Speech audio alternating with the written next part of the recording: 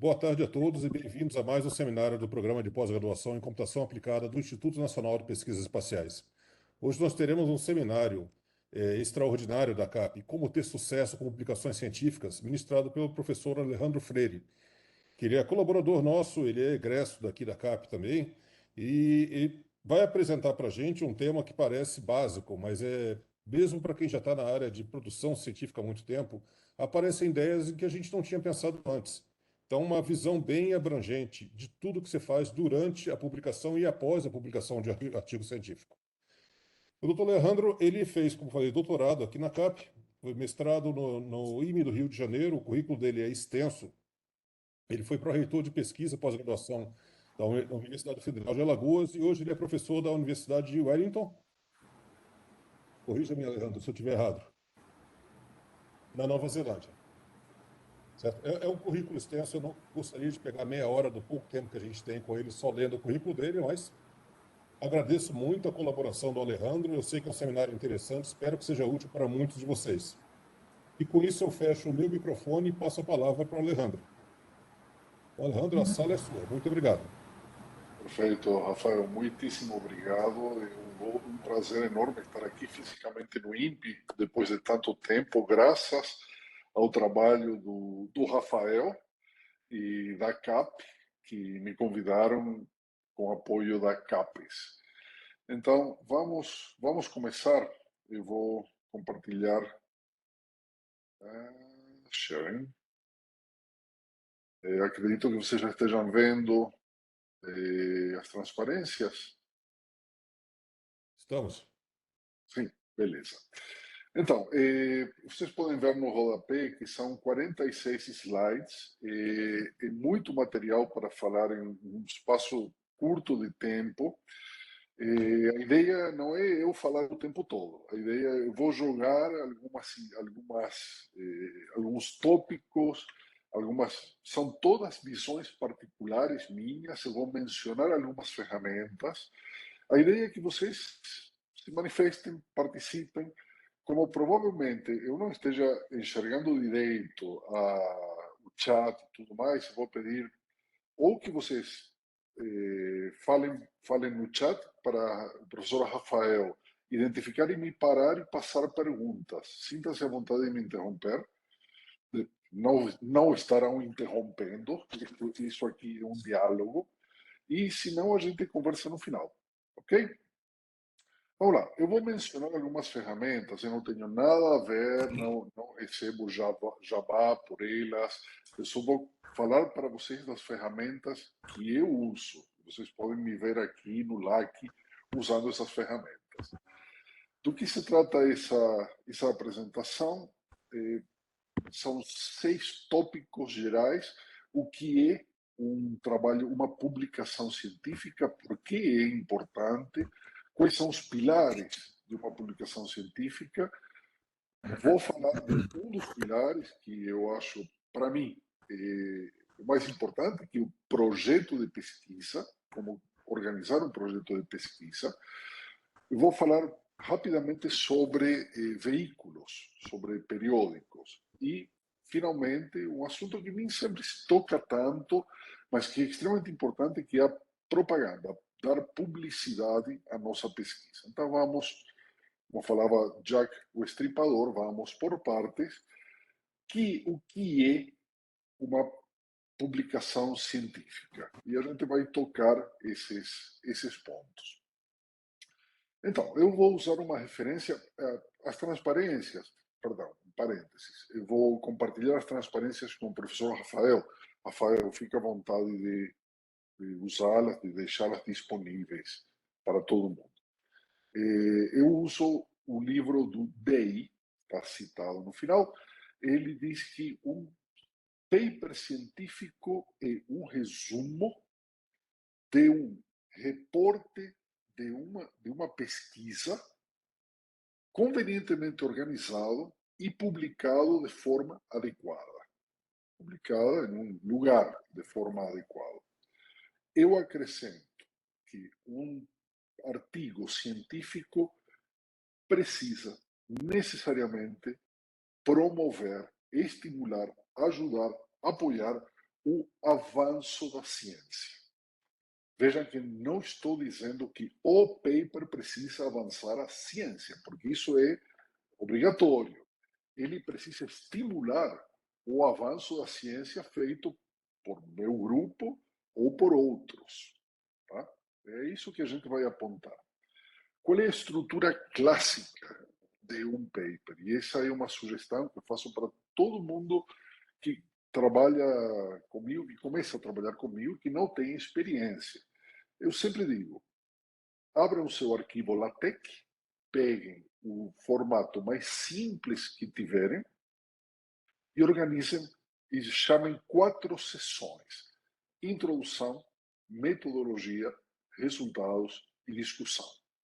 Essa sigla INRAD é a que nos faz lembrar como organizar um paper. E o que tem cada uma dessas partes? A introdução. Vamos começar com a hipótese. O que a gente quer verificar? Em outras palavras, é aqui no início que a gente coloca a nossa pergunta científica e diz, bom, o meu interesse é esse. Eu estou interessado na dinâmica de neve vista por sensores SAR polarimétricos. Eu estou interessado na distribuição assintótica de atributos obtidos a partir de séries temporais com a técnica de padrões ordinais. Puf. E aí começamos as partes. Uma revisão da literatura. Sem uma revisão da literatura, nada feito, não é um paper científico. Por que a revisão da literatura? Porque a revisão da literatura nos permite dizer esse trabalho contribui porque preenche tal e tal lacuna. Por exemplo, até agora não se conseguiu identificar a dinâmica da neve em alta montanha utilizando imagens pulsar. Nesse trabalho, proporemos uma técnica para fazer isso. Ou, na literatura, não encontramos resultados da distribuição assintótica da entropia calculada sobre estimadores de máxima verossimilhança da distribuição multinomial.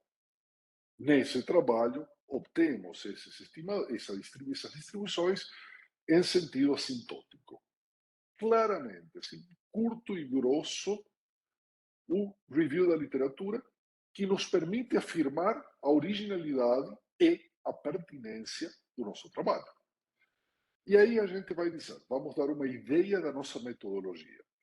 Para conseguir a dinâmica da neve usando imagens pulsar, a gente vai utilizar imagens multitemporais pulsar junto com imagens ópticas obtidas em datas próximas à captura pelo sensor SAR.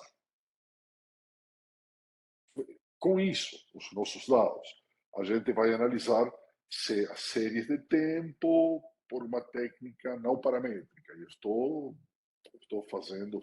dando um spoiler de um paper que estou trabalhando. Vamos utilizar uma técnica não paramétrica e vamos tentar casar essas duas dinâmicas. Resumo dos resultados.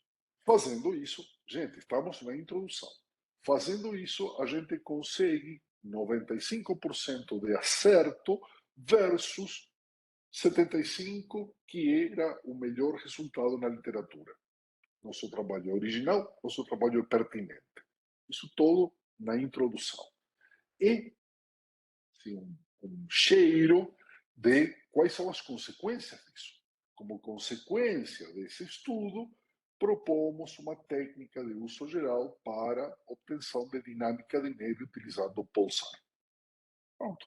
Essa é uma boa introdução, recheada de uma revisão da literatura substancial, cuidadosa, se possível, uma revisão sistemática. Introdução, I, do INRAD. Metodologia. E aqui vem a parte da reprodutibilidade e replicabilidade. Você tem que escrever a metodologia pensando que alguém, em outro lugar do mundo, com um computador, software e dados similares, bem parecidos com os de vocês, consegue reproduzir os resultados.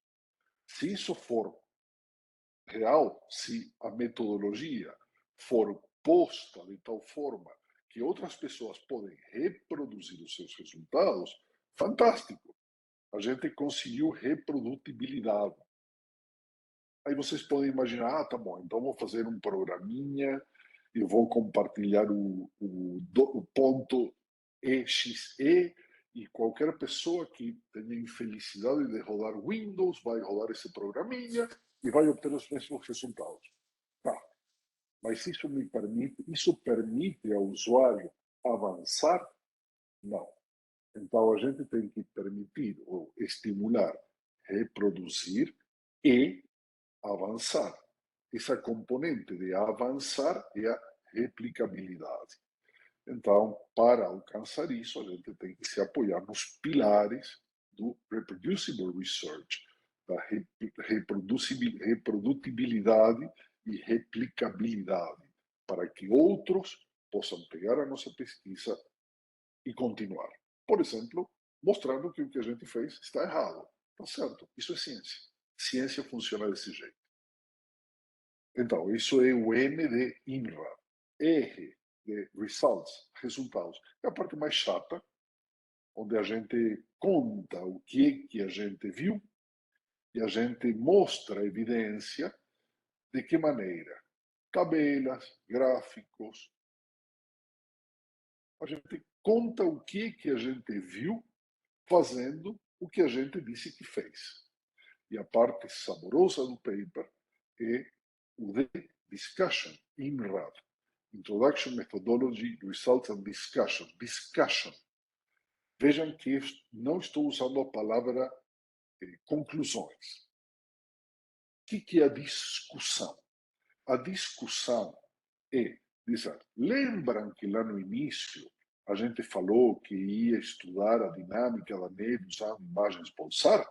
Pois bem, fazendo o que a gente disse que fez, a metodologia, a gente observou aquilo que a gente observou, portanto, a nossa proposta é capaz de extrair a dinâmica da neve usando dados pulsar com uma precisão, sei, 70% superior à precisão anteriormente alcançada pelas outras técnicas.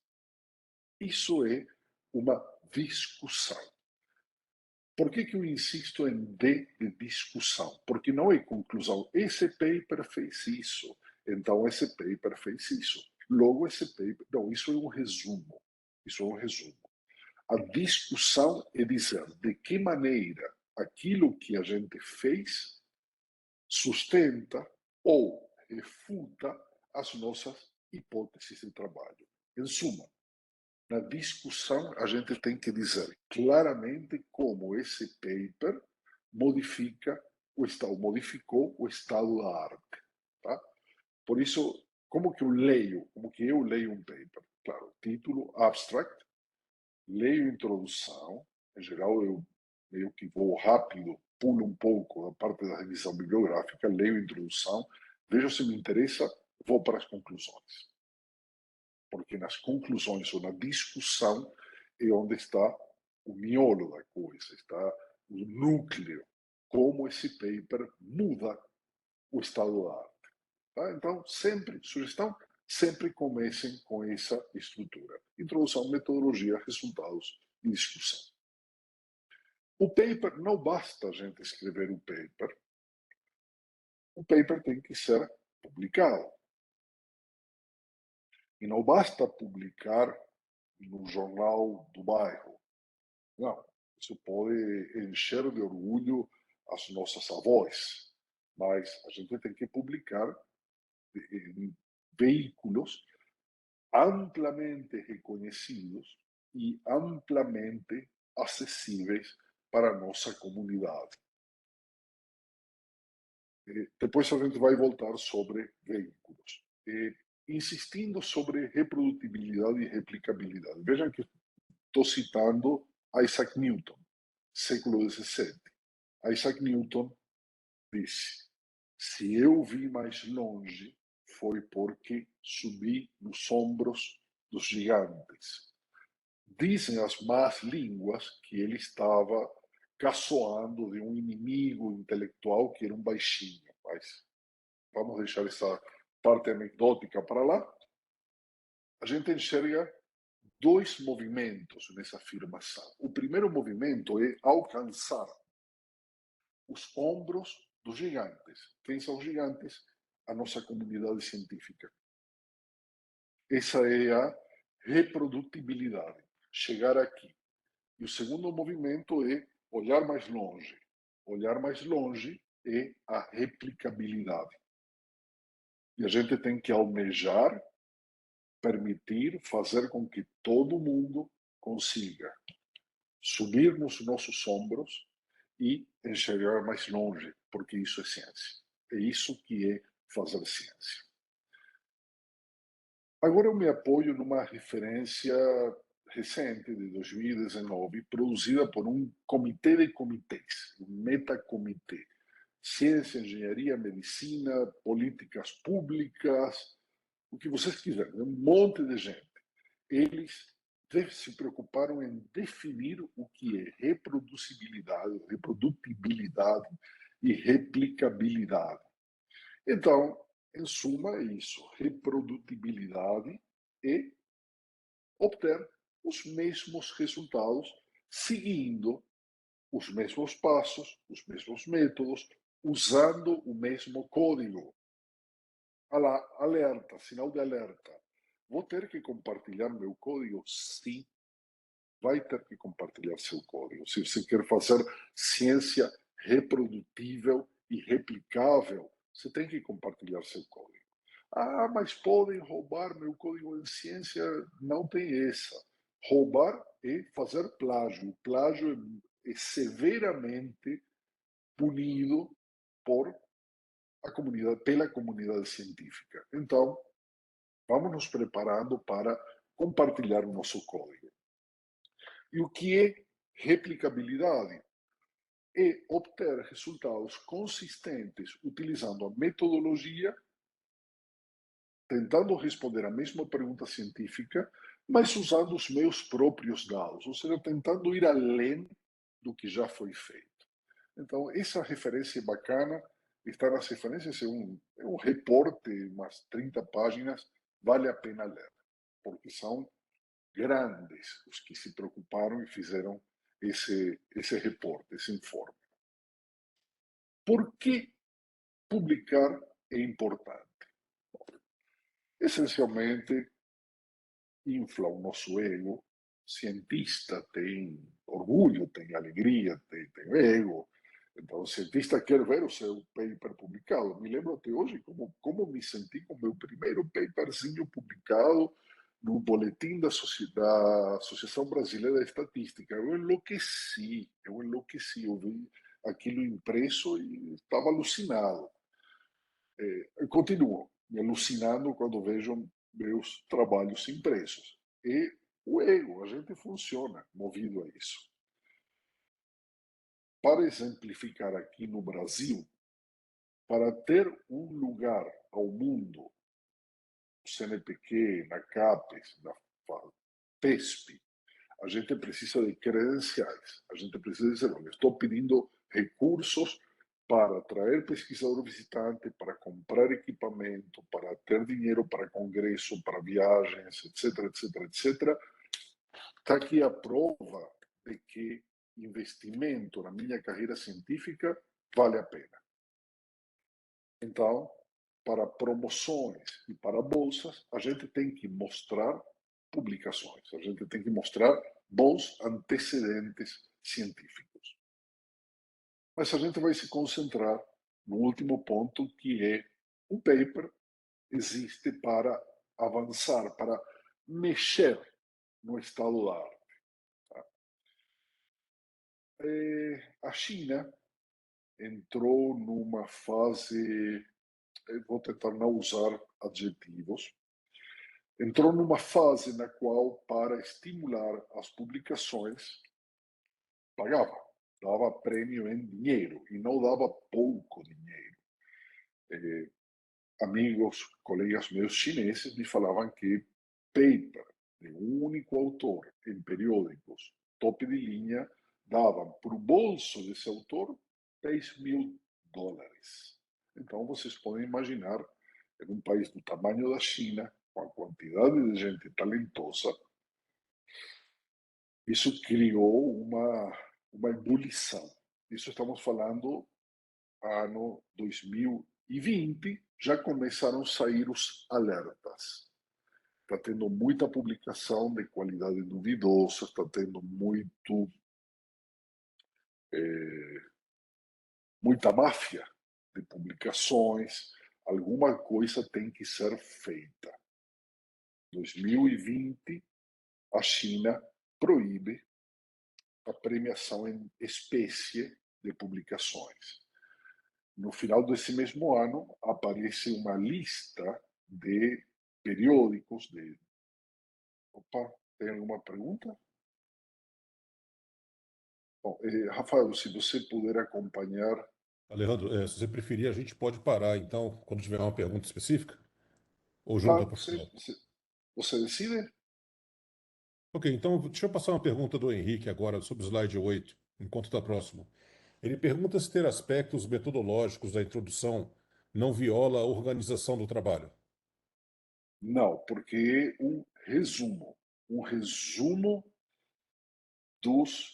da metodologia. Quem foi que fez a pergunta, Rafael? Foi o Henrique, Henrique da hora.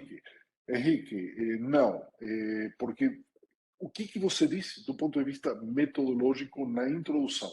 Esse paper vai utilizar ferramentas clássicas de teoria assintótica, como, por exemplo, o teorema central do limite, o teorema delta, blá, blá, blá. Ou esse paper é eminentemente experimental e se baseia no uso de uma sequência de imagens SAR casada com uma sequência de imagens ópticas. Pronto. Você dá o cheiro da metodologia. Por quê? Porque se eu for um sujeito teórico, eu não vou ler um paper que é eminentemente experimental. Se eu for o editor-chefe de um periódico, como por exemplo I3C, Transactions on Information Theory, eu leio. Esse paper é eminentemente experimental. Imediatamente eu vou responder para o autor, meu querido, muito obrigado, mas esse periódico é eminentemente teórico. Tá? O exemplo contrário. Esse outro paper, eminentemente teórico, se eu mandar para JSTARS, a editora-chefe vai ler e dizer, não, esse é um paper puramente teórico. Esse periódico é um periódico de aplicações. Muito obrigado, seu autor, muito simpático você, mas não é o melhor veículo para seu trabalho. Está respondido, Henrique? Ele continua com a pergunta se esses aspectos são exclusivos do resumo. Desse tamanho é na introdução. Quando você vai para a metodologia, você dá detalhes para que seja reprodutível. Na introdução, uma frase para dar uma ideia da metodologia. Tá? Uma Temos uma outra frase. pergunta agora. Desculpe. Temos outra. O Henrique agradece a resposta e temos uma pergunta do desculpe, do Leonardo Santos, fugindo um pouco do tema, mas aproveitando que nós temos muitos alunos aqui na apresentação hoje. Como é que você vê a política de uso de artigos como capítulos em teses? Porque ela dá uma divisão, dá uma separação da tese, onde cada capítulo ele é um artigo publicado. Bom, era isso que eu ia te perguntar, Leonardo. A tua pergunta vai no sentido de esta tese está composta por 5 capítulos. O capítulo 1 é o paper que eu publiquei no periódico X. O capítulo 2 é o paper que eu publiquei no periódico Y. É essa a tua pergunta, Leonardo? Certo. Isso, professor, exatamente. Desculpa o momento, eu só coloquei para, se fosse Tá listado certíssimo. depois, fica à vontade se o senhor Tá preferir responder agora certíssimo. ou ao final. Vamos manter essa dinâmica. Legal. Eu vou te responder o meu gosto.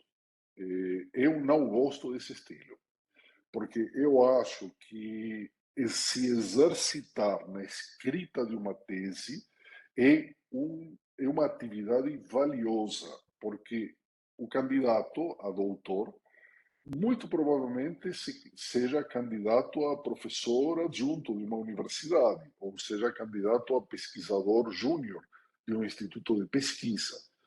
Nessas instâncias, vai ter que escrever um memorial. E o memorial não é. Este memorial está composto de 5 sessões. A primeira sessão, não é. O memorial é um discurso coerente a respeito de um problema e da sua solução. Então, eu acho que o exercício de escrever uma tese é um bom exercício. Por outro lado, eu entendo que há restrições de tempo e tudo mais. Se houver tempo para escrever uma tese, eu prefiro. Tá? Agora, como avaliador de tese, para mim é mais fácil ler 5 papers. Mas eu prefiro e eu cobro os meus alunos a escrita de tese. Tá? Um discurso coerente que se inicia com um problema, uma proposta de solução, uma abordagem metodológica, uma revisão bibliográfica impecável, uma proposta metodológica, os resultados observados e as consequências deles. Tá? Não sei se Obrigado. eu respondi. Nada. Obrigado.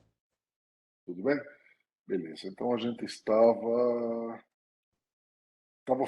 falando da China. Então, a China, primeiro, proibiu pagamento em espécie e depois começou a sair com uma lista anual de veículos suspeitos.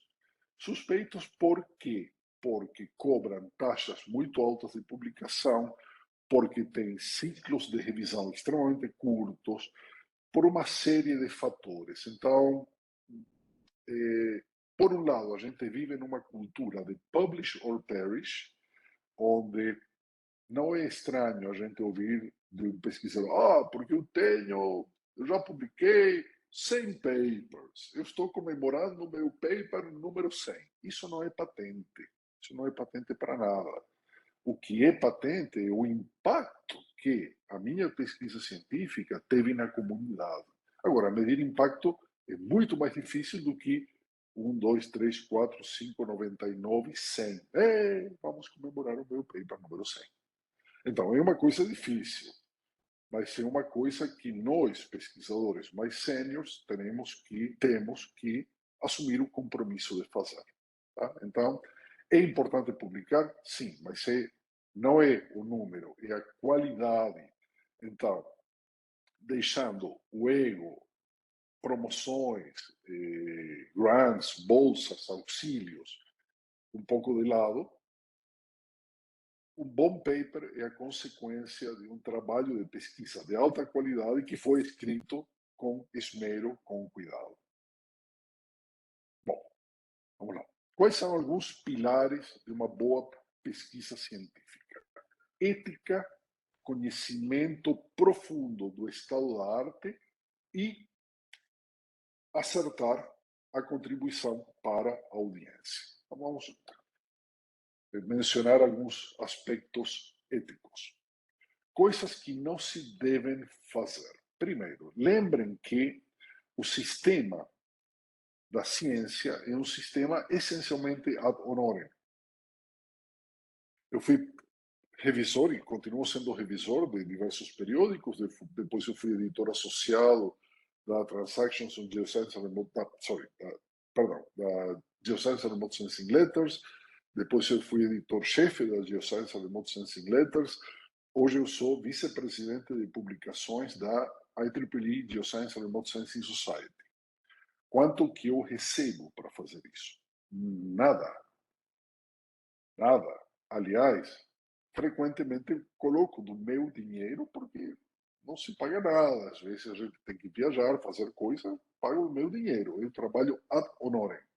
É um trabalho, um investimento que todos os que participamos, do revisor até o presidente de publicações da I3C, não sou eu, estou abaixo dele, todos fazemos de graça. Então, lembrem disso. Tá? Lembrem na hora de submeter um paper. na hora de escrever um paper, na hora de fazer uma pesquisa, vocês estão pondo em funcionamento uma maquinária gigantesca que funciona ad honorem.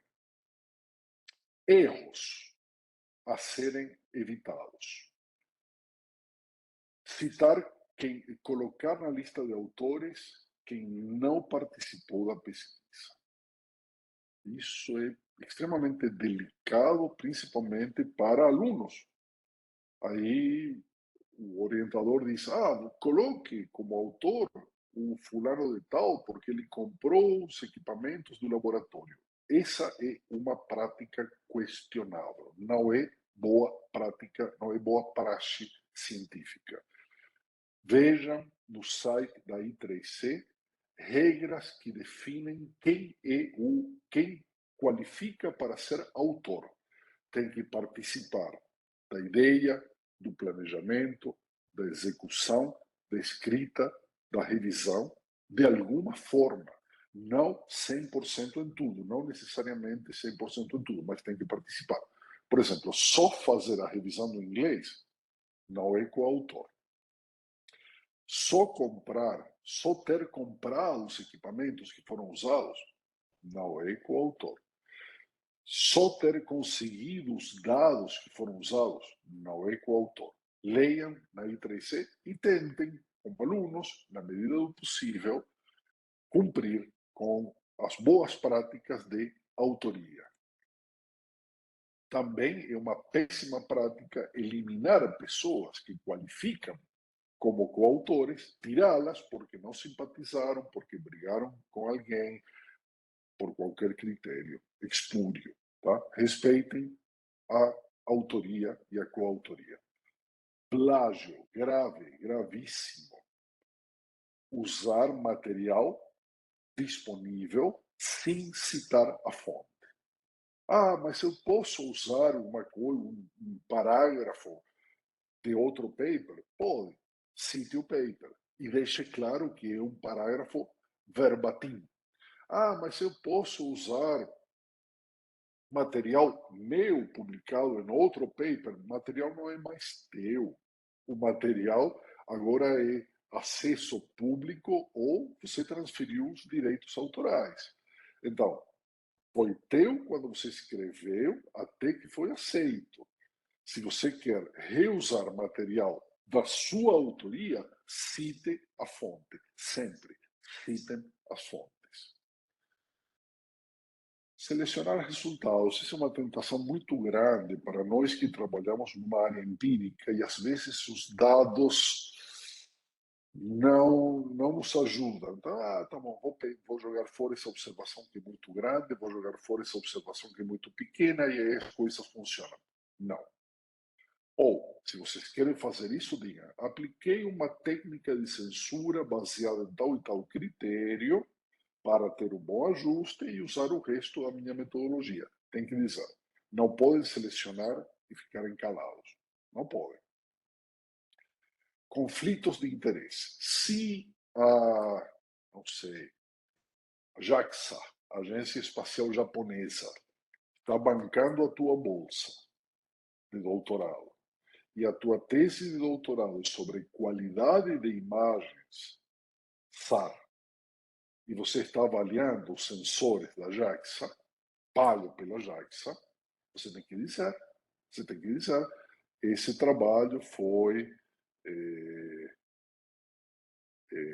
parcialmente apoiado pela JAXA. E, em geral, os periódicos pedem que essa afirmação, que essa informação seja liberada a priori.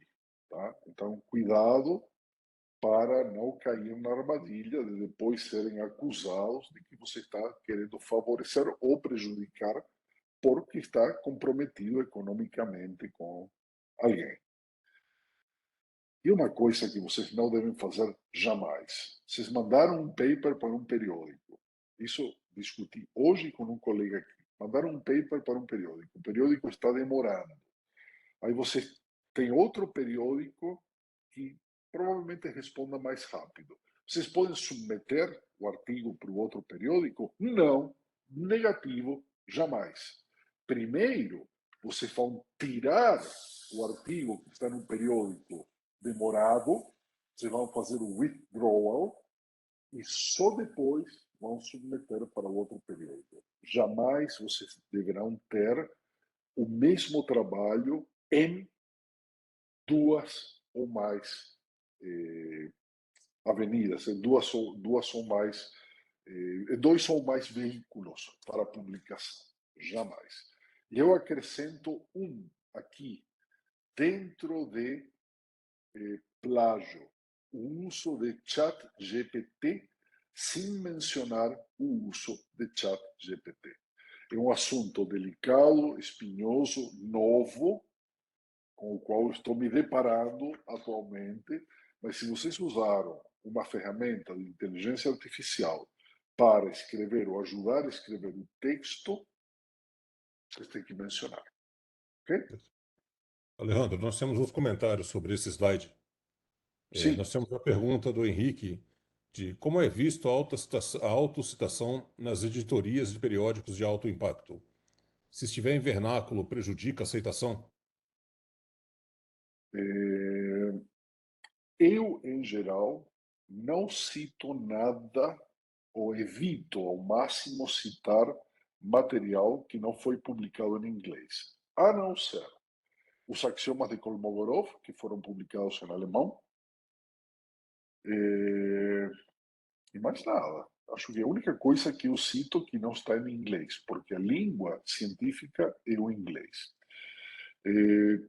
Aí, Henrique, eu acho que você está se referindo à tua tese que foi escrita em português. Você pode citá-la, mas tem que dar o link a ela. Não espere que o leitor vá escrever para a biblioteca do INPE pedindo. Não, você tem que dar o link, ela tem que estar depositada em algum lugar e você tem que esclarecer que está em português. Tá? Autocitações são naturais. Eu não trabalho, cada paper que eu faço não é em um tema diferente. Eu trabalho nos dois temas, em subtemas desses dois temas. Então é natural que eu me cite. Mas eu só cito meus trabalhos em complemento ou digamos, não em complemento, no contexto de uma revisão sistemática da área. Tá? Eu não me cito só para acumular citações. Tanto não faz sentido. Por quê? Porque você pode dizer, eu recebi, sei, 3.100 citações. Tá bom. E a próxima estatística. Quantas citações você recebeu que não são autocitações? Se você cai de 3.100 para 50, convenhamos, você não é uma pessoa muito reconhecida pela comunidade. Tá? Então, tudo bem? Bem, ainda temos uma pergunta do Luan sobre o tópico Wrong Autorships. Como mensurar se uma participação é ou não uma colaboração no trabalho? Por exemplo, se um pesquisador ajuda na utilização de um supercomputador, ou se um pesquisador faz uma análise de dados que serão utilizados no paper, ele deve ser inserido como coautor? Ok. Luan, eu não quero entrar em detalhes, mas isso está muito bem explicado. Procura essa página que estou mostrando aqui nos slides, que está na I3C. Definition of Authorship. Mas tem uma dica fácil. É coautor aquela pessoa a quem você entrega o paper e diz: apresente, defenda. Eu consigo apresentar e defender todos os meus papers totalmente? Eu vou ter um exemplo. Não. Tem um paper no qual a gente estudou a relação do backscatter-SAR, ou seja, como se relaciona o backscatter-SAR e a regeneração de floresta na Amazônia. Parte desse trabalho é um trabalho de campo. Eu posso contar detalhes do estudo de campo? Não, porque eu não fui. Então, mas eu posso dizer, olha, eu não fui. Mas todo o resto eu posso contar. eu posso defender. Eu posso defender a minha metodologia. Eu posso dizer, olha, a metodologia que a gente usou nesse paper hoje está obsoleta, hoje tem outras técnicas. Tá? Então, lembra, Luan, desse gesto. Quem é coautor? Aquele que você dá o paper, consegue apresentar e defender. Tá? Mas se você quer em linguagem formal e de lei, checa essa página que você tem aí a informação. Tá? Tudo bem? Eu vou passar uma próxima pergunta aqui, mas essa talvez eu possa ajudar na resposta. E eu vou passar as perguntas no contexto e depois a gente abre uma sessão de trocar ideias sobre essa parte ética, que ela tem debates bem interessantes. Nós temos a pergunta aqui do Pedro Ângelo Vaz de Carvalho, que apresentou um artigo no workshop daqui do INPE, o WETE, e recebeu ofertas de revista para publicação do mesmo artigo nelas. É possível ou bem visto publicar esses artigos na revista, já estando ele disponível nos anais do evento? Talvez informação adicional é que não é possível encontrar o artigo pesquisando o título na internet. E os anais não são indexados em nenhuma base, até onde eu sei. Pedro, eu vou tomar a liberdade de responder isso. Existem editoras no Brasil e em alguns outros países, mas algumas no Brasil estão sendo bem gulosas em relação a varrer todas as listas de publicações de qualquer workshop, não interessa a qualidade, e mandar um aviso dizendo: o seu artigo não precisa nem ser editado, basta pagar R$ 380 e a gente vai publicar. E um issue, que eu não vou dizer qual é o nome, mas é muito fácil de achar o nome dessas revistas, é onde cada issue da revista sai com 400 a 500 publicações. É uma revista digital. Eu vou fazer o meu comentário como coordenador de programa da pós-graduação, que eu vejo muito disso. Isso é vanity publishing, isso é publicação predatória. Mesmo se seu trabalho não foi publicado ainda, ele está numa indexação interna pela biblioteca do INPE, ele vai aparecer mais cedo ou mais tarde. Existe negociação na biblioteca do INPE fazer publicação em bases como o Google Scholar, que seja. Mas eu dou um alerta para todos os alunos. É um mercado, é uma indústria que fica pegando todas as publicações, inclusive de eventos que aconteceram há 10, 20 anos atrás, e dizendo: não quer transformar isso num livro? Apenas R$ 500. Certo? Você faz isso, depois descobre que a revista ela está com C no qual e se é que aparece. Então, desculpa, Leandro, se quiser complementar alguma coisa, isso é Perfeito. uma briga Eu, minha com essas revistas. eu abri o chat e eu vou escrever uma coisa. Authenticate. Authenticate é a ferramenta que a I3C usa para identificar sobreposição. Não se chama plágio, sobreposição. Ou seja, texto número 1, texto número 2, onde tem sobreposição. Ela varre absolutamente tudo, até a hidden web, ou seja, a web por trás das interfaces. Eu tenho absoluta certeza, porque eu já vi o Authenticate mostrar sobreposição com relatórios técnicos do INPE. Se foi publicado, cite. Se foi publicado como relatório técnico da biblioteca do INPE do ano da carochinha, cite, porque vai ser pego pelo Authenticate. Tá? Ok. Eu gostaria então da gente, se puder, prosseguir com a apresentação, mas a gente volta a esse tema e outros que estão sendo discutidos aqui no chat. Mas foi uma pergunta bem relevante ao contexto, eu interrompo novamente. Tá bom. Bom, o que é o estado da arte? O estado da arte é o que a gente sabe hoje sobre um determinado tema. Como é que a gente consegue formular, desenhar o estado da arte? Pensa o estado da arte como uma fronteira feita por pedacinhos de evidência. Cada pedacinho de evidência é um paper publicado em um periódico indexado.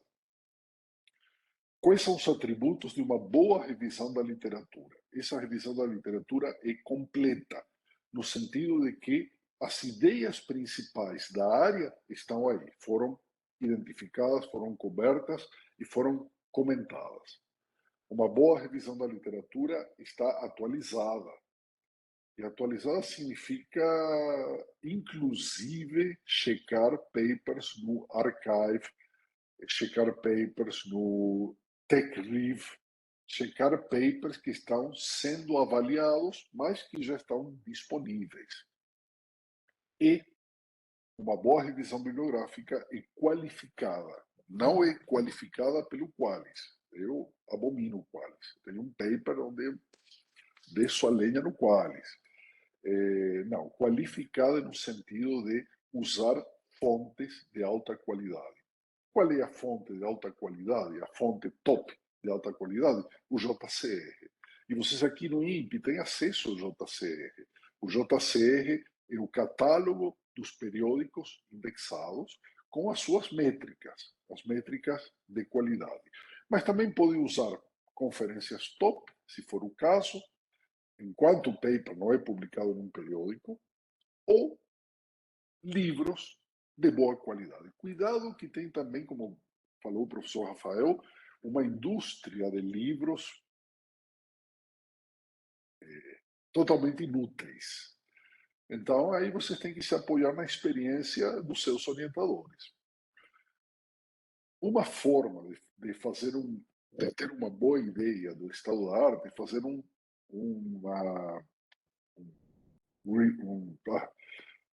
systematic review.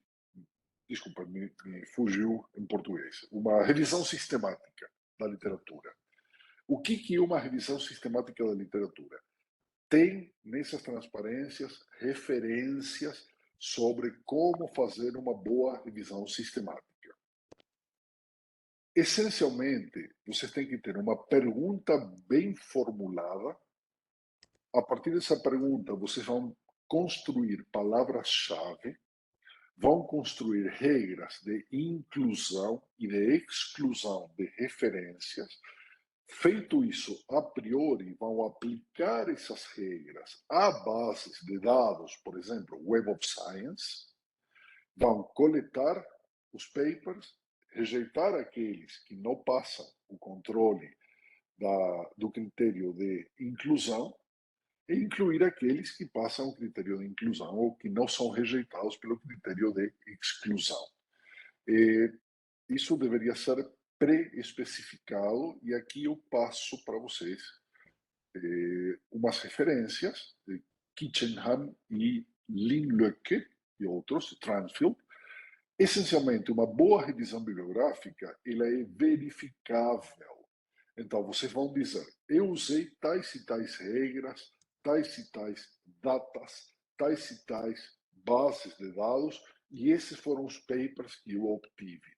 Se eu repetir, eu vou obter os mesmos papers. Tá? E você pode ir além dessa revisão. Você fez essa revisão há 2 semanas. Bom, eu posso repetir a metodologia e vou obter mais papers, porque eu estou avançando em relação ao tempo. Como fazer uma revisão bibliográfica sistemática é todo um curso, digamos. Leva no mínimo 20 horas mostrar as ferramentas e os critérios, mas lembrem disso e leiam essas referências. Aí vocês vão ter, depois de o tempo que eu passo para os meus alunos retornarem com uma revisão bibliográfica, é de 2 meses, usualmente. Quando eles retornam, já professor, mas eu achei 300 papers. Não é muita coisa 300 papers. Como navegar por esses papers? Por exemplo, usem o Voz Viewer, que é uma ferramenta gratuita, está aqui o link nas transparências, que ele agrupa os papers por tópicos. Isso ajuda a navegar, ajuda a ter uma ideia do material. Depois, a gente vai paper por paper, mas para não ir pulando de tema em tema, por exemplo, usem o Voz Viewer ou, mais recentemente, eu tenho usado o Bibliometrics, que é uma biblioteca, uma ferramenta feita em R para análise bibliométrica. Não é tão boa para visualizar tópicos, mas é muito poderosa, muito, muito poderosa. Então, use uma ferramenta para descobrir relações e tópicos do seu conjunto de referências, do conjunto que vocês obtiveram. Então, como falar da contribuição do paper? A contribuição tem que ficar clara desde o início. Um paper não é uma novela policial em que a gente tem que ir até o final para saber quem matou o mocinho ou a mocinha. A gente diz logo, a gente mata a cobra e mostra o pau logo no início, porque não é uma novela policial. E a gente tem que preparar o paper para alcançar a audiência certa. Teu paper é teórico, teu paper é empírico. O paper é uma coisa intermediária. Você propõe uma metodologia teórica e a aplica para resolver um problema prático. Então, você tem que ter uma noção de qual é o público certo e escolher o periódico certo. Como é que a gente faz isso? Qual é o periódico que vocês mais leem? Eu leio IEEE Transactions on Geoscience and Remote Sensing, IEEE Geoscience and Remote Sensing Letters, IEEE Geoscience and Remote Sensing Magazine, eu leio Chaos, eu leio Entropy, eu leio Remote Sensing, e eu posso completar uma lista até chegar em 10. Mas se eu ficar nesses 6 periódicos, Physical Review Letters, vamos por aí. Journal of Statistical Software, eu consigo chegar em 10. Meus 10 periódicos preferidos. Se eu faço uma boa contribuição, claro que eu vou almejar publicar neles, porque são eles que eu leio. Eles são a minha fonte de inspiração. Então, não deveria ser tão difícil escolher o periódico. Como montar um bom projeto de pesquisa? Como montar e como executar um bom projeto de pesquisa? Isso aqui é um curso. A gente teve um mini curso aqui no INPE em que a gente tocou alguns pontos disso. Então, vamos lá. Qual é o elemento fundamental da tua carreira científica, aluno de mestrado, aluno de doutorado? Qual é o pilar da tua vida científica nessa etapa? A tua pergunta científica. Você precisa de uma boa pergunta científica para ter um norte, para poder guiar o leme do teu barco nesse mar tempestuoso que é a vida científica. Vocês precisam de uma boa pergunta científica. Quem que te dá uma boa pergunta científica? O diálogo com teu orientador e teu conhecimento da literatura. Mas uma boa pergunta científica tem essencialmente 3 elementos. Vou voltar aqui. Uma boa pergunta científica tem essencialmente 3 elementos. Ela traz a possibilidade de fazer uma contribuição original. Opa. Segundo elemento, ela pode ser respondida com os recursos que você tem. É diferente uma pergunta para um mestrado de uma pergunta para um doutorado. Ou seja, essa pergunta é execuível. Terceiro elemento, essa pergunta pode ser quebrada em pedaços menores para acompanhar o desenvolvimento da pesquisa. 3 elementos: originalidade, execuibilidade e que permita acompanhar o desenvolvimento. Esses são os 3 pilares. Também, aulas de discussão sobre boas perguntas científicas. Como montar um projeto científico? Porque aqui eu não estou falando para matemáticos, eu estou falando para cientistas empíricos. Cientistas empíricos, geral, a esmagadora maioria das situações, trabalhamos em equipe. Bom, para trabalhar em equipe, ajuda a contar com um método e ajuda a contar com certas ferramentas. Para montar um projeto de pesquisa daqueles que a gente submete a FAPESP, por exemplo, eu identifico 6 etapas: rascunho, organização, tempo, cronograma, precificação, escrita e refinamento. Vou mencionar muito rapidamente para a gente ter tempo para fazer outras coisas. Rabiscar. Como é que a gente rabisca? A gente começa com uma ideia central, por exemplo, com um mapa mental. E aqui eu recomendo a ferramenta Freeplane.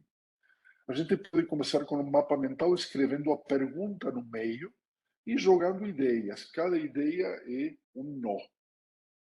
Esse nó, na verdade, fica embaixo desse outro. Aí eu mudo esse nó para cá. E desse nó eu posso fazer uma conexão com esse outro nó. E vou abrindo, e abrindo, e abrindo, e brincando com esse mapa mental até ter uma noção de o que é meu projeto de pesquisa. Esse mapa mental que eu estou mostrando aqui faz parte de um paper que eu publiquei em 2019. Usei esse mapa mental para organizar o conteúdo do paper, porque me pediram um paper de revisão, um survey. Aí o survey era muita coisa. Usei o mapa mental.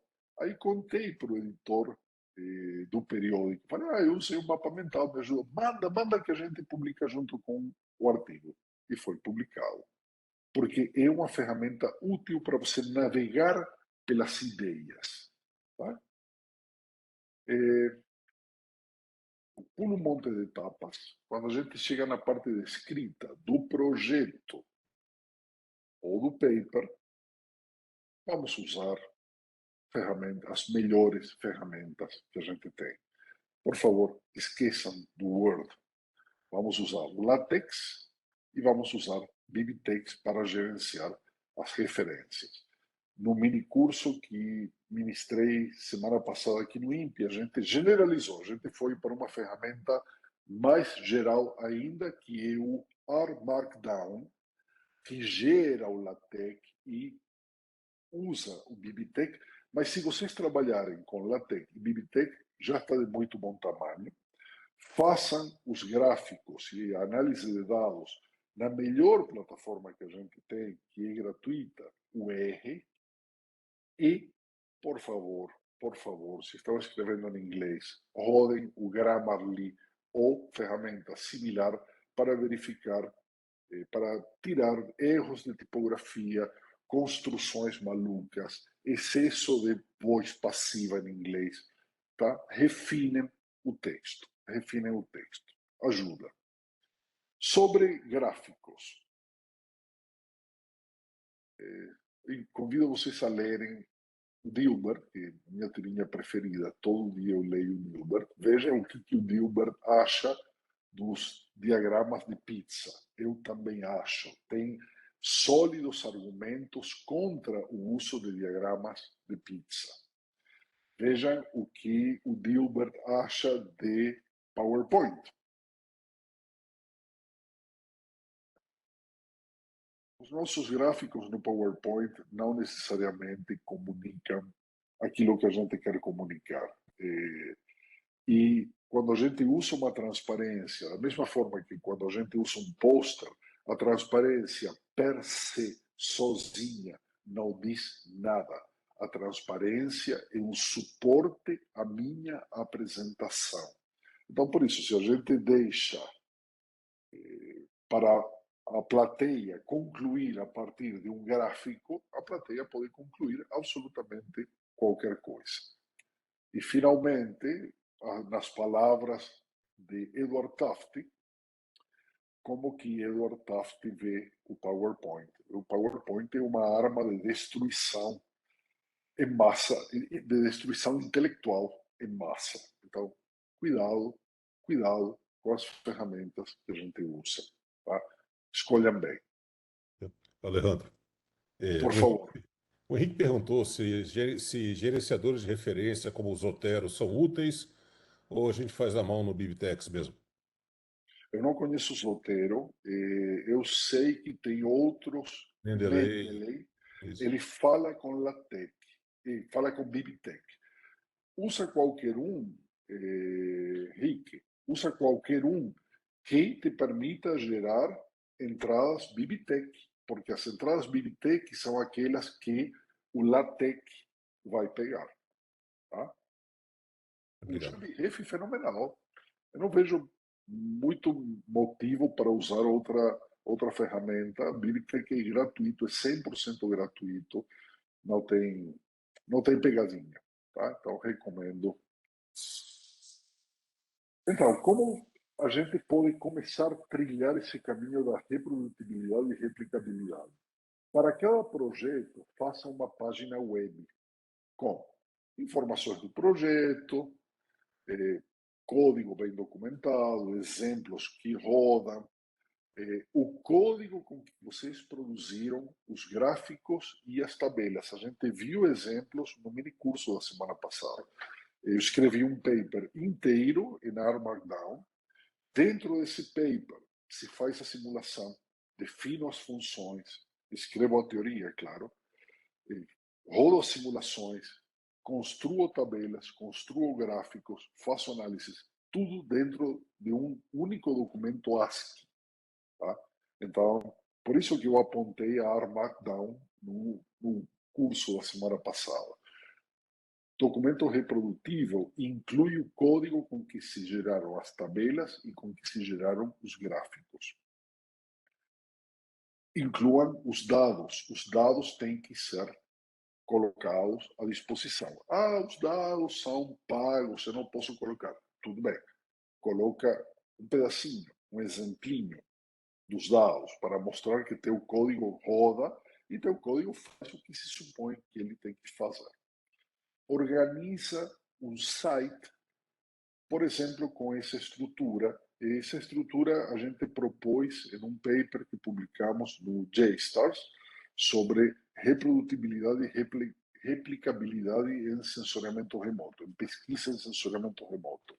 Então a gente propõe essa estrutura com uma estrutura padrão, e aí você entra no repositório Git, qualquer um, o GitLab, GitHub, qualquer um deles, você vai olhar para essa estrutura e fica claro o que tem cada pasta.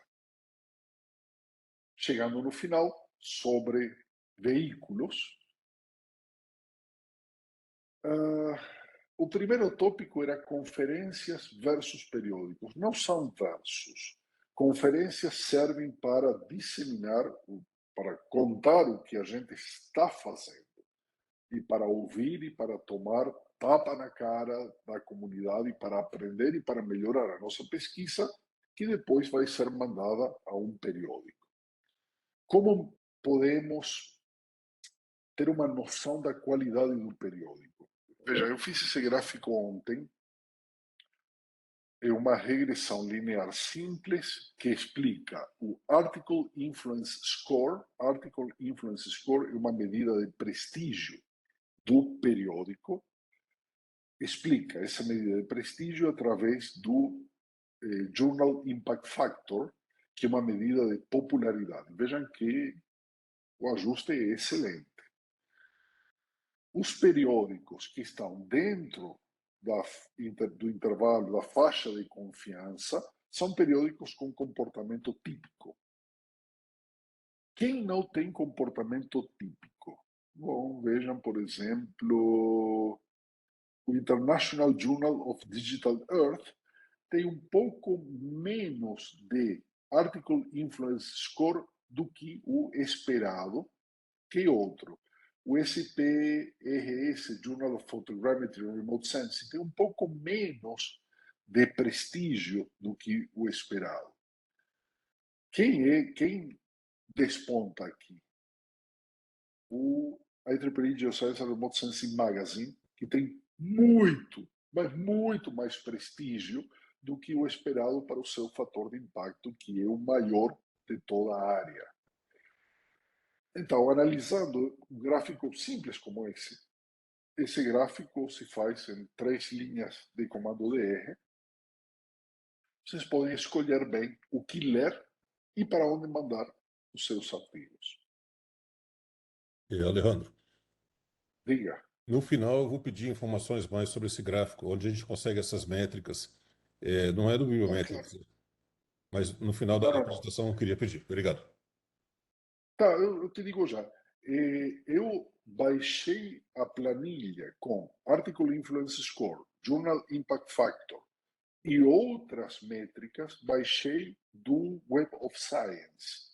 Eu entrei no Web of Science, perdão, JCR.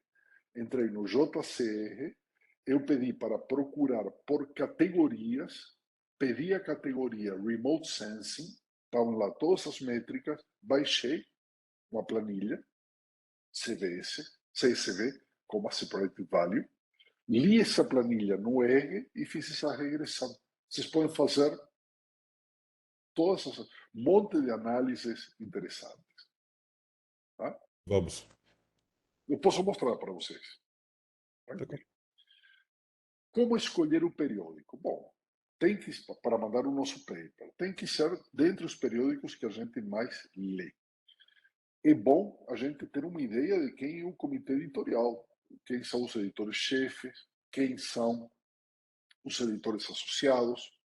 Se a gente reconhece líderes na nossa área, nesse pessoal, esse é um bom periódico para a gente mandar. Outra pergunta, eu analiso papers, resultados publicados nesse periódico? Em outras palavras, eu cito papers desse periódico? Se a resposta for não, então talvez não seja esse um bom periódico para você mandar o seu artigo, tá? Porque faz sentido, você lê, analisa, avalia, avança e publica no mesmo periódico. Você vê o título do seu paper no índice do periódico, às vezes isso é suficiente para a gente dizer, não, esse periódico não é adequado para o meu paper. E submetam seguindo as instruções e os modelos do periódico, que foi uma coisa que a gente viu no nosso curso, usando R Markdown, a gente gerou templates, modelos da I3C, de MDPI, de Springer, de várias editoras, vários periódicos. A gente manda para o Remote Sensing, que tem que pagar $2.000, ou a gente manda para I3C Transactions, onde a gente tem que pagar quanto? $200 por cada página que ultrapassa a sexta. Bom, depende. Depende, às vezes a instituição que está bancando a tua pesquisa exige publicação open access e te dá dinheiro para isso. Às vezes você não tem dinheiro, então você tem que mandar para outros periódicos. Por exemplo, International Journal of Remote Sensing não cobra nada. Tá? Escolham também em função do dinheiro que a gente tem. De que maneira? Um balanço entre o reconhecimento que esse periódico tem, além do fator de impacto, o Article Influence Score, o tempo até a avaliação. Os periódicos Open Access, em geral, são muito rápidos, porque eles têm que dar esse valor agregado. A visibilidade, esse periódico te ajuda a disseminar o teu paper. A MDPI, a Remote Sensing, é impecável nisso. Eles colocam no Twitter, colocam no LinkedIn, tá? Fazem um trabalho muito bem feito. O que a tua comunidade diz? Quais são as práticas da tua comunidade? Escuta isso, tem que balancear isso. Eu vou pular isso, que é o ciclo de revisões, isso não vale a pena. Isso aqui é importante. Uma vez que teu paper está publicado, como é que a gente divulga? Bom, você tem que ter a sua página pessoal ou institucional, melhor que seja institucional. Você pode colocar um manuscrito ou manuscritos anteriores ao aceite no Archive ou no TechRef, que são repositórios de manuscritos.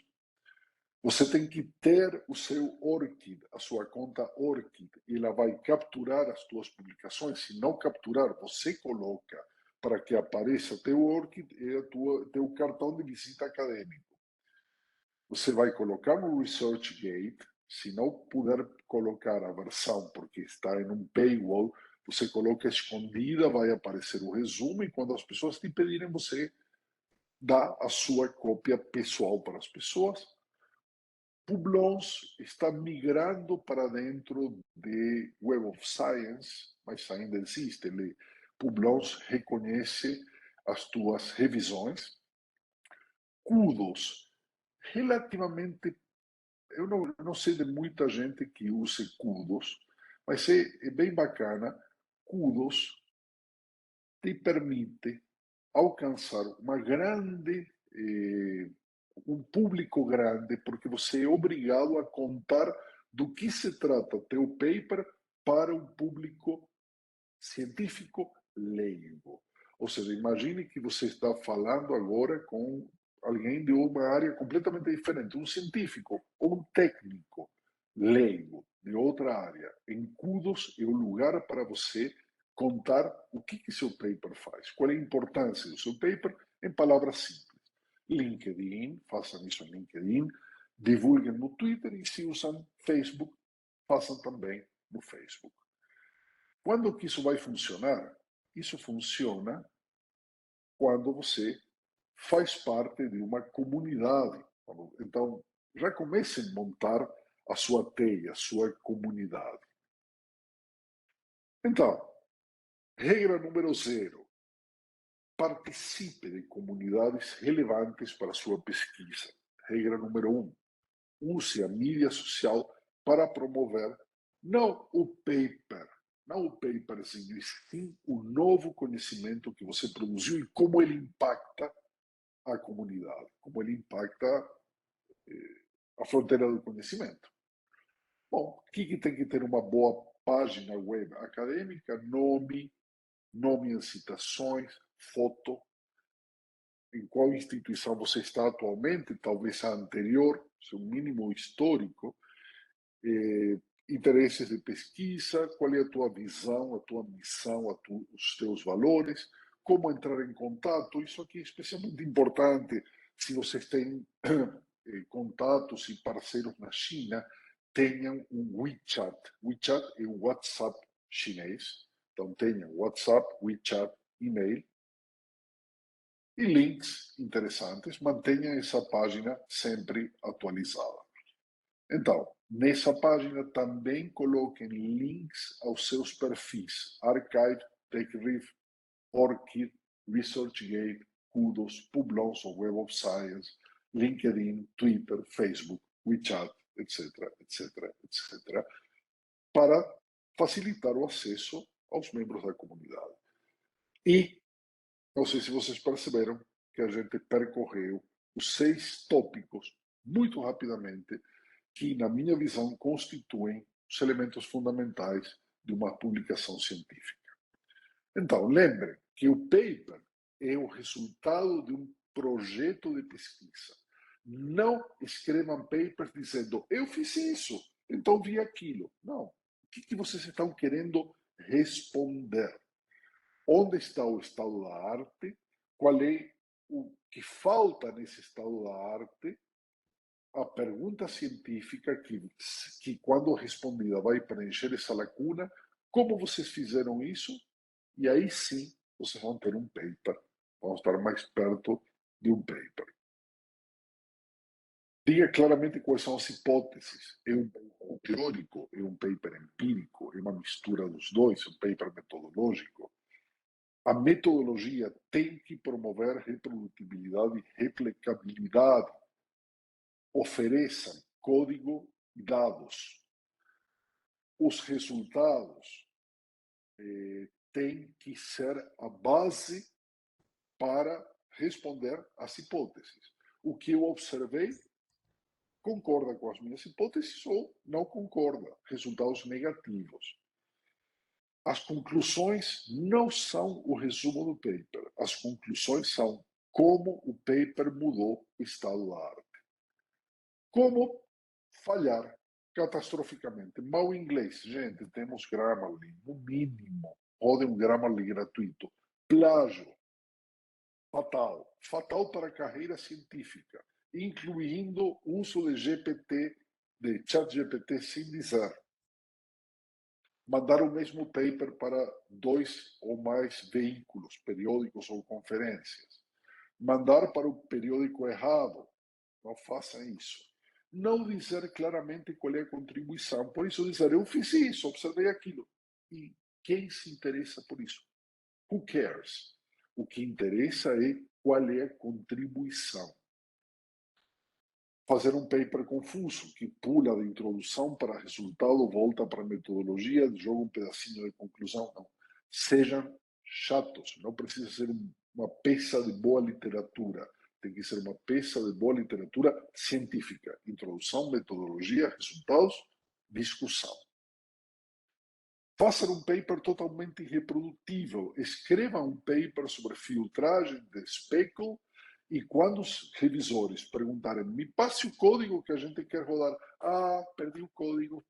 O pendrive queimou. Me roubaram o computador. Pronto, acabou o paper. O paper acabou por aí. Tá? Então tem que ser reprodutível, no mínimo. Façam um paper feio para já contar com a má vontade dos avaliadores. Façam os gráficos em Excel, cheios de 3D, sombra, perspectivas, coisas. Façam bem feio, para vocês terem um paper rejeitado rapidamente. Então, esse é o QR Code da minha página web, da Victoria University of Wellington, e esse é meu e-mail. Estou à disposição de vocês. Na transparência seguinte estão as referências. Não adianta mostrar aqui, porque vou compartilhar esse material com o professor Rafael. Então, pessoal, muito obrigado. Desculpe, me alonguei um pouco demais. Eu vou parar de... Bom, não sei, Rafael, quando você quiser eu paro de compartilhar. Pode ser que a gente volte para os slides. Eu agradeço muito, Alejandro, compartilhar essas informações com a gente. É sempre aquele tipo de coisa. A gente vê, a gente sabe às vezes que é o óbvio do não do autoplágio, mas é bom a gente ver o contexto inteiro, de como é que você começa até onde você vai, e porque vira uma, não é para fazer um paper, é para você manter a sua carreira, para você fazer toda a sua carreira em cima dele, seguir esse caminho inteiro. Então, eu agradeço muito novamente a oportunidade, agradeço quem veio assistir aqui, os alunos da CAP, os convidados externos, e eu abro agora para perguntas. Já temos alguns comentários, eu vou ser sincero. Teve muito comentário aqui que a gente começou a falar e eu me segurei para não reclamar do Brazilian Journal of Development, porque agora eu falei em público. Eu já pensei seriamente em montar uma cruzada contra eles, mas eu sei que não adianta porque você derruba eles, aparecem como outro, como estão acontecendo. Mas vamos lá, as perguntas das pessoas, eu vou só ler uma de baixo para cima do Leonardo e depois eu vou abrir para o pessoal aproveitar mesmo o contato. O Léo pergunta se muitos alunos têm dificuldades em escrever não apenas em escrita científica. Como é que a gente minimiza esse problema? A gente não ensina, né, Léo? A gente não consegue ensinar a escrever. A gente assume que o pessoal vai praticar e vai aprender de forma mágica. Bom, mas a resposta, a primeira parte da resposta do professor Rafael é a resposta: praticar, ler e praticar, ler e escrever, ler e escrever, ad nauseam, ad infinitum. Não tem Henrique, você mágica. quer abrir? Oi. O Henrique tem umas perguntas, Henrique, se você quiser abrir o microfone, acho que é mais rápido até. Opa, Rafael, muito obrigado aí pela oportunidade, aproveitar que a gente está aí com quem está trabalhando nos bastidores. Henrique da Hora, sou do Instituto Federal Fluminense e eu avalio trabalhos para alguns periódicos, e aí tem de tudo, tem fator de impacto alto, mediano, periódico nascente, Elsevier, enfim. E eu tento fazer com a maior justiça possível. Eu consegui escrever melhor e avaliar melhor depois que fui avaliado por não brasileiros. Eu consigo Opa, publicar um artigo num periódico muito bom fora daqui, mas eu mando ele para uma revista aqui, meu Deus, só falta o avaliador vir aqui na minha casa e me dar um cascudo. Esse é o contexto. A pergunta é: eu recebo umas avaliações que um avaliador diz que está lindo, maravilhoso, o outro diz que nunca viu algo tão ruim na vida. E sim. quando eu respondo aquela carta auditor, eu falo: concordamos muito com o primeiro e não entendi o segundo. Enfim, eu tenho tendência também a ir lá e dar um cascudo nele. Do ponto de vista do editor, o que acontece nisso? Porque às vezes um ama, o outro odeia. Como é que da sua experiência, o que acontece aí, meu Deus? A pergunta é essa. Obrigado. Bom, eu vou responder, desculpa, eu vejo Henrique, eu vou tentar responder da forma mais ascética possível, sem entrar no lado emocional, emotivo. Eu vou te dar um exemplo com nome e sobrenome de um editor-chefe que faz um trabalho espetacular, o professor Aviki Bhattacharya, editor-chefe da IEEE Geoscience Remote Sensing Letters. O professor Aviki jamais vai te mandar uma decisão de major revision com review número 1, tá lindo e maravilhoso. Review número 2, jogue no lixo. Não. Ele vai dialogar com o editor associado até chegarem numa recomendação.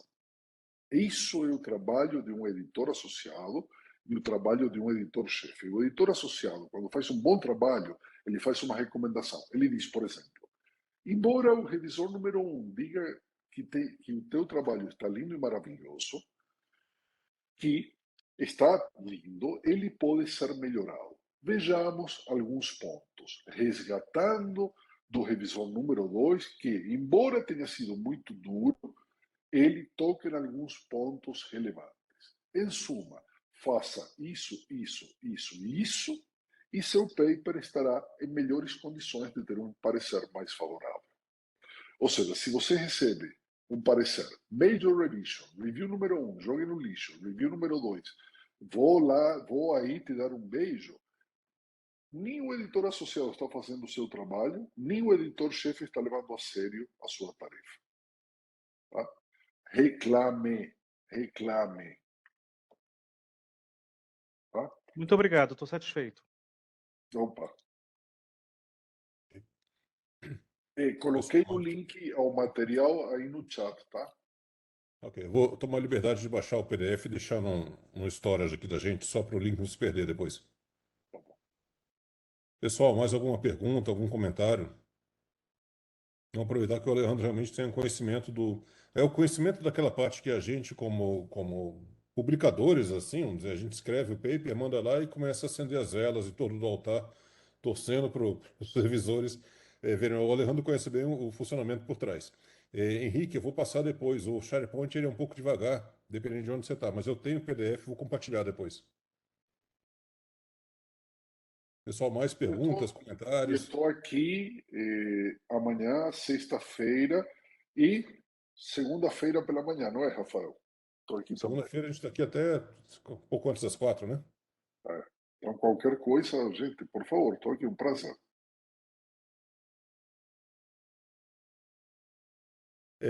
Eu vou passar depois, nos canais que eu publiquei o anúncio da apresentação, eu vou passar também o link para o vídeo, quando a gente editar o vídeo, e no link para o vídeo vai ter o link para o material também. Certo? Pessoal, se Já ninguém que tiver pergunta... já que ninguém está ocupando o professor, vou ocupar eu, porque eu estou Claro, aqui Henrique. segurando também. Eu acho isso uma oportunidade fantástica.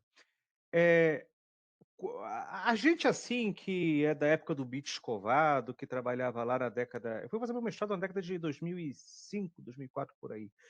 E a gente escolhia periódico na flechada. Era o que o orientador falava. Portal de periódico da CAPES tinha 2 anos e ninguém entendia aquilo. Hoje, em 2023, quase ninguém entende ainda, mas... Enfim. Existe agora umas ferramentas chamada Journal Finder, que aí Sim, cada um tem o seu. E aquele é sim. maravilhoso. Você coloca um título, coloca um resumo, e aí ele sugere ali. Já aconteceu comigo algumas vezes, eu botar o título, o resumo, aí eu mando, a resposta é: você já experimentou usar o Journal Finder? Eu falei, mas ele me trouxe até aqui. Eu queria que você me desse um pouquinho da experiência, e a experiência mesmo, tá? Talvez até uma opinião pessoal. É melhor a gente ser fiel àqueles periódicos que a gente acompanha há 30 anos ou experimentar o Journal Finder? Porque o Journal Finder, ele já aconteceu comigo que ele sugeriu uma coisa muito boa, um processo mais rápido, uma aderência melhor ao trabalho que eu fiz, mas eu falo: "Pô, mas vou abandonar aquele que já sou até amigo do editor, se ele vier aqui no Brasil, a gente toma um chopp junto". O que que você pode nos falar sobre isso, professor? Ô, Henrique, você não tem uma pergunta mais fácil para mim hoje? De- Desculpa, foi mal. Não, depende, depende. Eu tenho experiências diversificadas com Journal Finders. Eh, minha pedra de toque, o meu teste é: eu cito papers desse periódico. Se eu não cito papers desse periódico, eu não leio esse periódico. Isso a priori. Aí qual é o truque? Ah, eu vou mandar para esse periódico, então vou fazer uma revisão bibliográfica nesse periódico para citar papers desse periódico e aumentar as minhas chances de publicar nesse periódico. Tá, vou fazer. Eu tendo a seguir, eu procuro diversidade na consistência. Eu sei que isso não quer dizer nada, Mas se você checar as minhas publicações, você vai ver. Eu sempre publico no mesmo periódico? Não. Mas eu publico em periódicos completamente diferentes? Sim, eu tenho um paper na Scientometrics, porque passei tanta raiva com Qualis que escrevi um paper sobre o Qualis e mandei para o periódico que publica trabalhos sobre isso. Mas o grande volume da minha publicação está em, digamos, 70%, 80% em estatística aplicada ao sensoriamento remoto ou tema mais novo que estou trabalhando, novo para mim, séries temporais não paramétricas. Então, eu procuro diversidade com consistência. Em geral, cada paper que eu faço, ele surgiu da leitura de algum outro paper. Eu procuro mandar para esse período. Já me lasquei, né? Porque já li um paper na Nature, li um paper e tomei cacetada. Mas faz parte. Você me desculpe, professor, mas quando você diz que você levou uma cacetada, eu me sinto tão confortado. Perdoe minha sinceridade. Oh, mas eu levei tantas, meu amigo. Tantas. Eu só tenho... em toda a minha carreira, uma vez, eu tive um paper aceito direto. Quase direto. Pediram para mudar o título. Uma vez. Isso foi no ano passado. Não tem essa de quanto mais você pesquisa e publica, mais fácil se torna publicar. Não tem. Tá? Tá bom, muito obrigado pela resposta, professor Por exemplo, Rafael. você é da Federal Fluminense? Do Colega Instituto de Federal Bruno? Fluminense. Eu fiz o Isso. doutorado na universidade, mas sou de instituto. Ah, Fiz você lá foi na aluno engenharia do de produção Bruno? com o Helder. Não temos os mesmos amigos. Não, Prazer mas se aí. é a universidade, eu doutorei-me lá, tá? Bruno Lopes, da computação. Ah, não, fiz na produção, fiz na engenharia de produção. Mas lá eu conheci o Isso. Satoru, que é um cara Satoru, muito bom da claro. PO. Esse é um clássico, né? Satoru é um clássico. Sim. Pessoal, mais alguma pergunta, algum comentário? Eu tenho uma pergunta, professor. Vamos lá. Quando a gente Pedro, tá gerando dados, né, lá na metodologia, gerando resultados, tem uma coisa que acontece para mim quando a gente é cientista de dados, que é saber quando tá bom em resultados, é hora de parar, escrever o que tem, né, porque se for continuar, não para. Aí eu queria saber quando é que a gente sabe que nossos resultados ali tá bom e a gente escreve e finaliza, né, a pesquisa. olha, como eu não posso fulanizar, eu vou contar a história de uma pessoa que me contou que antes de completar os 4 anos de doutorado, chegou para o orientador e disse: meu caro orientador, eu já acabei a minha tese é isso. Aí o orientador falou: não, mas você poderia fazer isso, poderia fazer aquilo. Poderia, mas a minha tese é isso. Isso poderia ter sido uma catástrofe. Não foi. Em que momento parar? Tem uma forma relativamente simples, sem chegar a esse extremo. Você já publicou em um bom periódico os teus resultados? Se sim, tá bom para um mestrado. Tá? Já publicou, não sei, vou chutar, 3 papers em bons periódicos? Se sim, já está bom para um doutorado, 3, 4 papers, dependendo da área, claro, dependendo da área, do tema. Tá? Deixa, na medida do possível, a comunidade, mas uma comunidade ilustrada, ajudar, trabalhar ao teu favor. Você está na dúvida de quando parar? Bom, vá para a comunidade, publica. Se você tomar cacetada, bom, então não está pronto. Tá?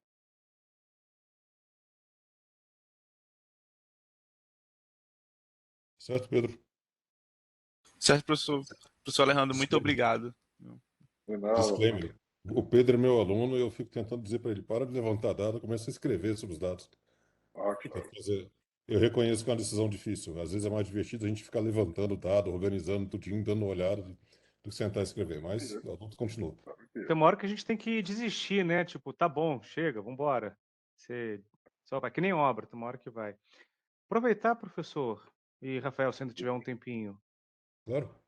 Aqueles anais daquele congresso que a gente faz sempre, às vezes eu vou nos Scopus, eu vejo cada conferência sem vergonha que conseguiu indexar os seus anais, e aqui no Uhum. Brasil a gente não tem esse costume. E aí você publica publica no indexado, não gera o weight index para o orientador, não vai para o OrgID, enfim. Como é que a gente coloca aí os anais até do... Não sei se fala INPE ou INPE, do INPE aí do que ele faz na I3E. É possível?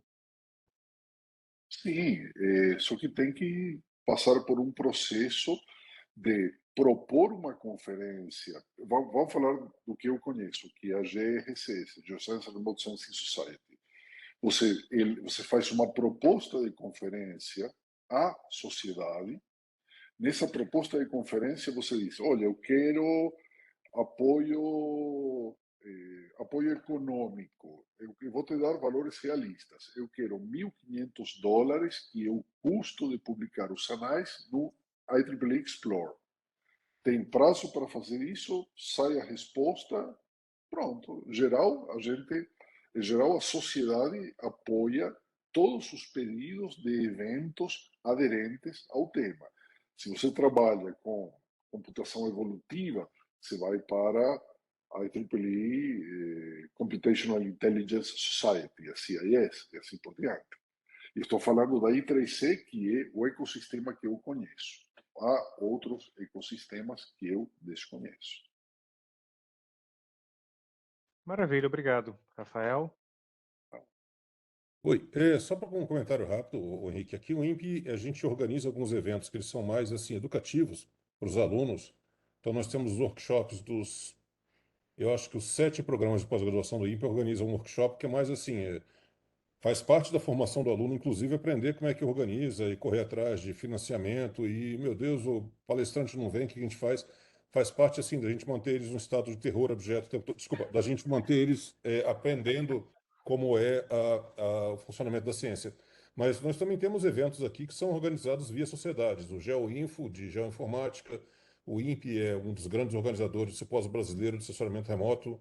Nós temos, a cada 2 anos, a gente ajuda a organizar o Congresso Brasileiro de Carbono, da área de O materiais. NMC também, né? Modelagem computacional, que eu participo mais. Mobilidade computacional é trabalho voluntário. Basicamente é isso que a gente consegue. Mas aí nós Sim, tentamos, é. esses a gente faz via sociedade. Então nós temos, assim, o espectro todo aqui, né? Desde o inicial, que é importante o pessoal aprender como é que é, né? E a gente tenta sempre envolver os alunos, né? Não é porque são mão de obra barata, mas é porque são pessoas que vão um dia trabalhar com isso. E é uma satisfação muito grande, eu falo como coordenador, saber que um aluno nosso está preparado quando sai daqui para fazer essa parte da carreira dele, que é propagar, propagandear a ciência, que é ajudar a organizar mais eventos para a ciência, trabalhar com outreach é uma coisa muito importante para a gente. Eu tenho feito uma campanha aqui muito grande para a gente não ficar só no terminou a tese, vai embora, próximo. Portanto, isso não é ciência, isso não é adequado para um instituto de pesquisa que o INPE tenta ser. Mas essa foi a propaganda. Bom, Concordo. muito Obrigado, bom. meu amigo. Pessoal, então, se ninguém tiver mais nenhuma pergunta, eu agradeço a todos, agradeço especialmente ao Alejandro a apresentação, mas veio mais uma pergunta da Mariane. Quem tiver pergunta, quiser colocar rápido, a gente ainda pode fazer. A Mariana quer saber se é considerado ético contratar algum profissional para fazer uma parte do paper, coleta de dados, rodar análise estatística, correção de inglês. Até onde deve se citar esse serviço? Ok, correção de inglês não é autoria, tá? Olá, Nancy! Alegria ter. Então, correção de inglês não qualifica para coautoria. Coleta de dados, depende. Se essa pessoa vai fazer o projeto estatístico da coleta de dados, o desenho do experimento, e esse desenho do experimento tiver alguma originalidade, talvez sim, talvez qualifique. Rodar análise estatística, se é apertar botões do Excel, não contrate. Tá? não usa Excel. Mas se é fazer uma análise estatística trivial, não qualifica, não está colocando intelecto, não está avançando o conhecimento. Se essa análise estatística, por exemplo, vai levar à proposta de um novo modelo ou ao uso original de um modelo diferente que se usava em outra área, e se essa pessoa vai conseguir apresentar e defender essa metodologia, talvez se qualifique. E eu vejo que você usa o termo, eu vejo, Mariane, que você usa o termo contratar. Todos somos contratados, não? Todos recebemos, a grande maioria recebe de uma ou de outra forma para trabalhar. Não vejo nada contaminante em contratar. Tá? Mas tudo depende. Se você contrata as universidades têm escritórios de consultoria estatística. Bom, eles aplicam técnicas clássicas sem se envolver com o processo de construção do conhecimento do paper. Aí, provavelmente não qualifica. Não sei se eu respondi. Mariana, pode abrir o microfone se quiser. Ela agradeceu a resposta. Ok. Pessoal, aproveitando então. Então, a professora Nancy Garcia da Unicamp. Diga. Professor, algumas revistas possibilitam que indiquemos alguns revisores. Como o senhor vê a indicação de colegas da mesma instituição como revisores e que outras indicações daria para bons critérios para essas indicações? Olha, eu sei de pessoas, de novo, fazendo uma asepsia na minha linguagem, eu sei de pessoas que poderiam indicar tanto revisores muito favoráveis na própria instituição, quanto revisores que vão detonar o paper. É uma boa prática não indicar revisores da tua mesma instituição. É uma boa prática indicar revisores de uma boa diversidade de instituições e países, porque você mostra diversidade e evite indicar revisores que foram seus coautores, seus orientadores. Evite. Eu não faço. Não faço isso. Estou tentando lembrar se já fiz alguma vez. Já me aconteceu de eu indicar um revisor, uma pessoa que eu sabia que era muito competente na área, e depois, eventualmente, vir a trabalhar com essa pessoa e virar o coautor, mas não quando o indiquei como revisor. Ok, obrigado. Então, talvez a tua próxima pergunta, Leonardo, seja: e de onde que eu tiro revisores? Os autores dos papers que você lê. Tá?